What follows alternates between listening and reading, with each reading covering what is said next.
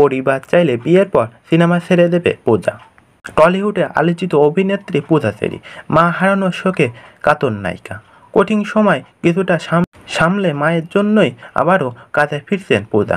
ঈদে আসছে তার নতুন সিনেমা লিপস্টিক। পূজার নায়ক অভিনেতা আদর আজাদ মায়ের মৃত্যুর পর চলচ্চিত্র নিয়ে খুব একটা উৎসাহিত দেখা গেলেন না নায়িকাকে।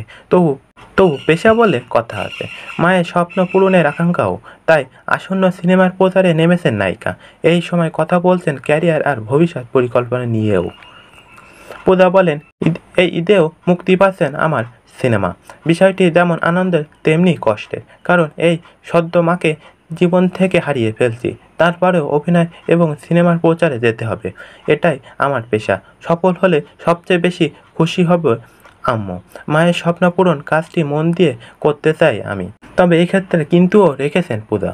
বলছেন, সত্যি কথা বলতে আমার কোনো পরিকল্পনাই নাই। যে পরিকল্পনা ছিল, যাকে নিয়ে পরিকল্পনা ছিল, সে আমার বা আমাদের সঙ্গে নেই। আমার কাজ আমি চালিয়ে যেতে চাই। যতটুকু কাজ করার দরকার ততটুকুই করছি, যতটুকু কথা বলার দরকার ততটুকুই করছি এবং করব।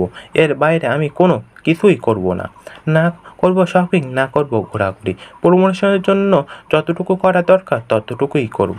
বিয়ের পরিকল্পনা নিয়ে পূজা চেরির সোজাসাপটা জবাব। পরিবার চাইলে বিয়ে করে ইন্ডাস্ট্রি ছেড়ে যাবে। আমি দূর থেকে দেখতে চাই আসলে ইন্ডাস্ট্রি কি হচ্ছে। রোমান্টিক থিয়েটার ঘেরানো সিনেমা লিপস্টিক। গল্পে দেখা যাবে রাজধানী অদূরে এক গ্রামে কিশোর নায়িকা হওয়ার স্বপ্নে বিভোর সে, আর একসময় ঢাকা আসা। সব আনুষ্ঠানিকতা শেষে একসময় নায়িকা হয়ে যান বুচ। পরেই শুরু হয় তার অন্য এক জীবন। আর এই বুচির চরিত্রে অভিনয় করছেন পূজা। কামরুজ্জামান রোমান পরিচালিত ছবিতে আরও অভিনয় করেন মিশকাত সওদার, শহীদুজ্জামান, সেলিমান সহ অনেক।